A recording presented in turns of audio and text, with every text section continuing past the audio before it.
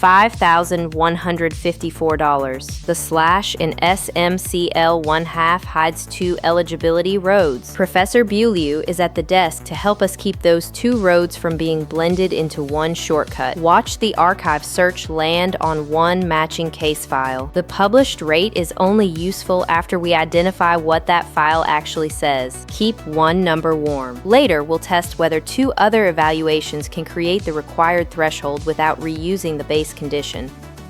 The first road is scheduled. VA publishes an L 1/2 eligibility list with specified combinations. The list distinguishes loss from loss of use. It also distinguishes blindness and deafness. A claimant either meets the applicable line or doesn't. Close isn't a category. I reconcile the second road from an L-level award. Other permanent disability must be independently rateable at 50% or more. That condition must survive a non-overlap test. One impairment can't post to both ledgers simply because it appears twice in a long record. Half step sounds tidy. It's dangerous. People hunt halfway between L and M instead of asking which facts authorize the designation. In the previous episode on SMC-L, we built the foundation. This focus is narrower, not the entire intermediate rate system, only the proof paths that can land at L 1/2. For the current table effective December 1st, 2025, the veteran alone L rate is $4,900.83. L 1/2 is $5,154 even. The same label can therefore hide different proof roads. What does the published page not say? It doesn't promise L 1/2 whenever the monthly amount feels appropriate, and it doesn't let a reviewer average unrelated symptoms. Eligibility comes first. The rate follows. The laptop records and calculator show a $253.17 monthly difference between the current veteran alone rows. Useful audit number. Wrong eligibility tool. Follow the money, but don't let the amount decide whether the designation is correct. Sloppy explanations lead with the check and imply any extra evaluation sticks to any L designation. No, wait. The current regulation is stricter. The disability can be one condition or a qualifying combination. It must be permanent and independently rateable at the required threshold. It must also be separate and distinct. Finally, it must involve another anatomical segment or bodily system from the base SMC conditions. That settles it. This route doesn't apply if the file misses any one of those locks. My 2-ledger audit therefore has labeled lanes. Ledger A supports the L foundation. Ledger B supports the second path. If the same medical fact is carrying both, stop and ask whether the separation requirement has disappeared inside the paperwork. The practical verdict is simple. Audit the proof before the deposit. An accurate total with an unexplained designation is still hard to verify, and a familiar label can hide a missing route. What road does the decision actually use? That question drives the rest of this episode. Coming up, the exact line that prevents one disability from doing 2 jobs. Real quick, because this next part matters to you. If any of this is helping, tap that like button, then hit subscribe and ring the bell so the next one finds you. Both are free and take about a second, but they tell the algorithm to show this to one more person who needs it.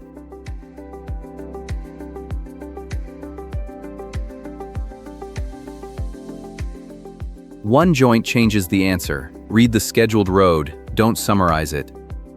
The VA list groups several routes under L 1/2. We can make them understandable without pretending every combination is interchangeable. Start with the limb pairings. The current page names a foot with a knee and a foot with an elbow. It also names a knee with a hand. Each line uses precise loss or loss of use language. Watch the supported walking exercise. It makes lower limb function visible. It doesn't tell us whether VA has found anatomical loss or loss of use. It also can't establish a scheduled SMC level. Footage can illustrate a task. Only the record and adjudication establish the legal finding. Hold on. Don't flatten knee, foot, and leg into the, what's it called? Scheduled combination line. Loki, my big rescue dog, can't join loose joints either. The second group combines severe vision criteria with other losses, loss of use, or deafness. Those lines are not permission to substitute a generic low vision rating. Match the specified visual acuity or field finding first. Then match the required hearing, anatomical loss, or extremity finding for that route. Our first checklist is an identity check. Name the body part and level. Distinguish the kind of loss. Then name the companion finding. 4 nouns before any conclusion. I still think this is needless granularity. If the overall functional loss is comparable, the intermediate rate should follow. Footage is context, not a legal finding. Comparable isn't scheduled. Let me back up. The published categories are legal criteria, not a sympathy scale. Another route may exist under the law, but a claimant can't satisfy a named combination by resemblance. That would replace the schedule with our intuition. Named line, not comparable burden. I concede. Now watch the therapist guide the residual limb and hip through a clinical movement. The observable point is controlled movement after above-knee amputation. It isn't a VA examination, and we're not reading the participant as a claimant. What the clip does well is remind us that function is specific. What it can't do is answer the statutory question of loss of use.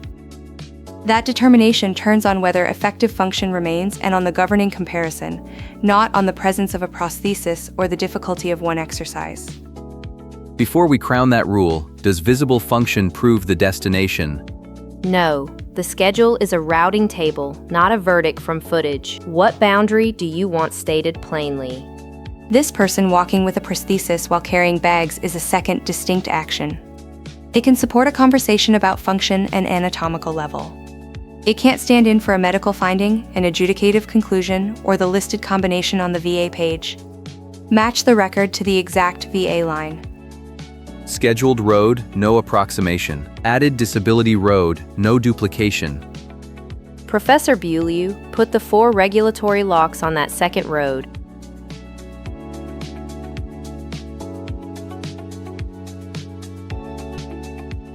Professor Beaulieu is back with us. What are the 4 locks on the second road? Base L award, permanence, a qualifying scheduler figure, and separation from the conditions that established L. Those are the 4 ledger entries I reconcile. Start with the base. The governing rule appears in subsection F's third paragraph. It operates on a claim already entitled under L through N. It doesn't create L from an ordinary combined evaluation.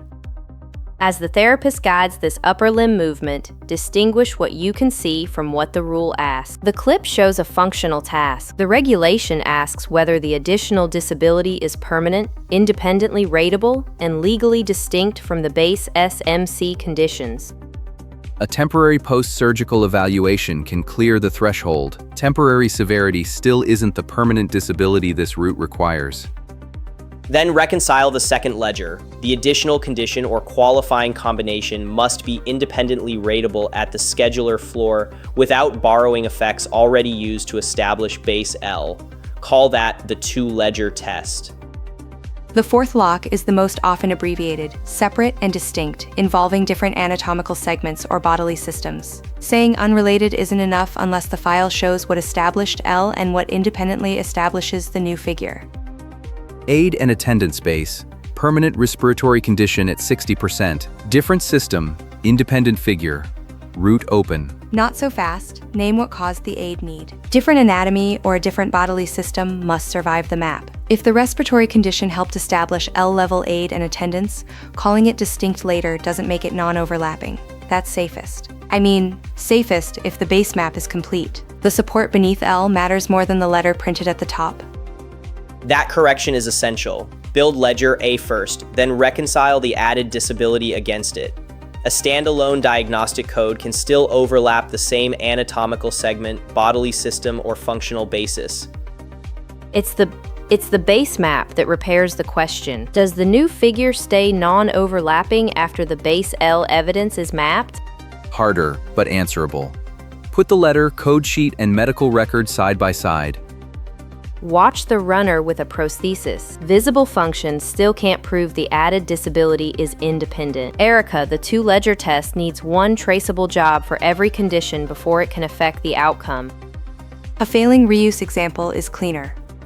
If loss of use of the same foot helped establish the scheduled SMC base, the ordinary scheduler consequences of that foot can't simply be relabeled as a second disability claim. Different records don't always prove different disability. 10 entries about 1 anatomical loss remain 1 ledger. My audit asks for a distinct second source, not a thicker version of the original source. 2 lanes, 2 jobs. Before we get to the decision letter, keep that overlap test in view.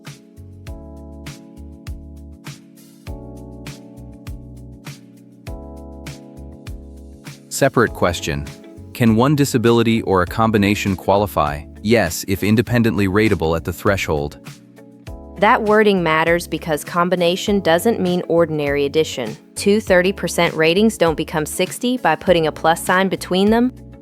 A combined percent math treats each new percentage as a share of the efficiency remaining after the earlier one. The result is rounded under the ordinary combination rules. So the first question is whether the added conditions independently clear the threshold. Once the math clears that line, the root is open. The promised answer. That's backwards. The separation test still comes next. The number I kept warm is the threshold. 2 separate 30% evaluations produce a raw 51, which rounds to that required figure. The math can pass while permanence or non-overlap fails. The mirror case is a qualifying total built from disabilities already used in the base L grant. Arithmetic passes and the entitlement route fails. Conceded. I tried to make the calculator the judge. To be precise, under 38 CFR 4.25, the combined ratings table answers only the arithmetic question. 30 with 30 leaves a raw 51, which rounds to the threshold. Then put the calculator down. Map anatomy, body system, and permanence against the base L evidence. Erica, this is the audit I'd perform. First, copy the grant language and list every diagnosis and finding supporting L. Second, isolate only the permanent candidate evaluations under subsection F's third paragraph, then combine them without borrowing from L. Third, map each condition's anatomy and bodily system against the base list. Finally, write one conclusion for every overlap. The goal isn't to engineer a result, it's to make the root reviewable by someone who didn't build the file. Map each evaluation to its body system. If another reader can't name each job, the argument isn't ready. Watch the clinician test sensation across the hand and fingers. The observable action is a sensory exam. It doesn't establish loss of use or a percentage. It can't establish permanence or VA approval. Its narrow value, functional evidence must be identified before anyone assigns it an adjudicative job. Exactly. A medical exam can document sensation, strength, and motion. It can also document function. The decision maps those exam facts to a code and percentage. The SMC analysis then asks whether that disability is distinct from the base grant. Each layer has one job. One clip can't answer the full chain. Back to the audit. Observation goes to the medical record. Percentage goes to the schedule. Non-overlap goes to the SMC rule. And that pays our second loop. One piece of evidence may travel through several reviews, but each reviewer must state the bounded conclusion it supports. Otherwise, the same symptom quietly becomes multiple findings. The numeric line is the percentage threshold. The legal line is non-overlap. Cross both in that order. Arithmetic, then separation. No summary can improve on that order.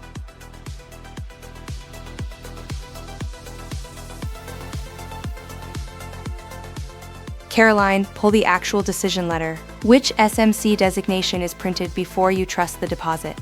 Read it again slower. Read it in 4 passes. If you're watching with your letter open, hold it up and put one finger on the SMC level and one on the effective date. Check the dependency row so every separately added amount has somewhere honest to land. No guessing from the bank total. Does the letter say L1/2, or are we inferring it from a total with dependence or another component? Watch the couple compare the page and laptop. That's the correct posture. Read the reasons and basis section, code sheet, and payment chart together. None of this generic paperwork is represented as real VA correspondence. Next, confirm the effective date. The current rates took effect December 1st, 2025. An earlier period can legitimately show a different amount. Compare each period with the table governing that period instead of forcing today's row backward. Use the correct dependent row. $5,154 is veteran alone. Spouse, parent, child, or aid additions can change the total. Under the VA table, a deposit above $5,154 doesn't prove a higher SMC letter. The dependent status row and authorized additions can change the total. No unsupported payment stacking. Read the component. The VA page we captured is the current special monthly compensation page. Its official list runs from SMC L through O. The half levels appear as individually expandable designations. The published record doesn't treat L1/2 as an informal note. Caroline, the website proves the designation exists. I don't trust my memory on the exception list. Pull the page. Stop right there. That's my lane. Straight from VA. We also add this rate to all SMC basic rates except SMC-O, SMC-Q, and SMC-R. There it is. Use the page for the current rule and rate, the decision letter for the finding, and the medical record for support. Fenrir source and conclusion stay paired. No wait. Page for rule and rate. Letter for level. File for proof. Now, one stacking caution. SMCK can be payable with many basic SMC rates. The current VA table also states exceptions. Those exceptions include O, Q, and R. Never turn the general possibility into an automatic addition. The decision must identify the K entitlement and the basic rate it accompanies. Dependents don't change the legal road to L1/2. They change the payment row after the designation is established. So eligibility and payable amount are consecutive questions, not one blended question. A false appeal theory. Wrong total means wrong level. Not always. Prove whether the defect is the row or the designation. This clinic footage returns us to the beginning. A visible prosthetic adjustment can be relevant support. It isn't the entitlement line. The rationale must explain the legal finding, and the published row must explain the amount. Keep each object in its lane. That letter is the pivot. One number on it shows what changed from L to L1/2, but only the evidence explains why.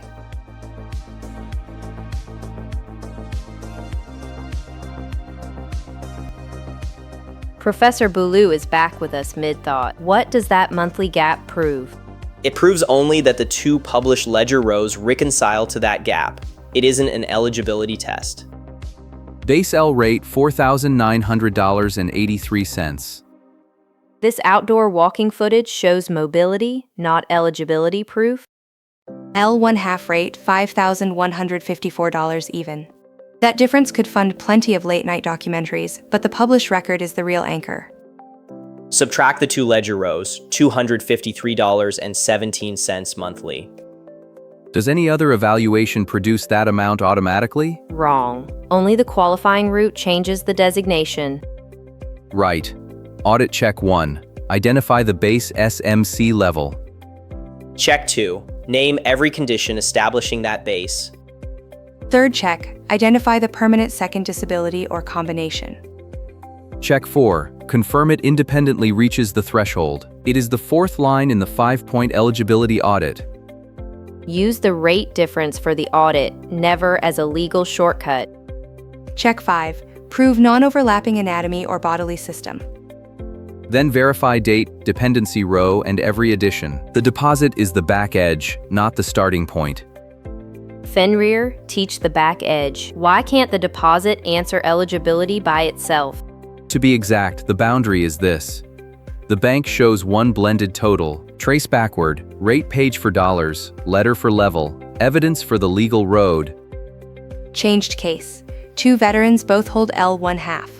One is paid on the veteran alone row, the other is paid on the spouse row. Their amounts can diverge, but the eligibility road can be identical.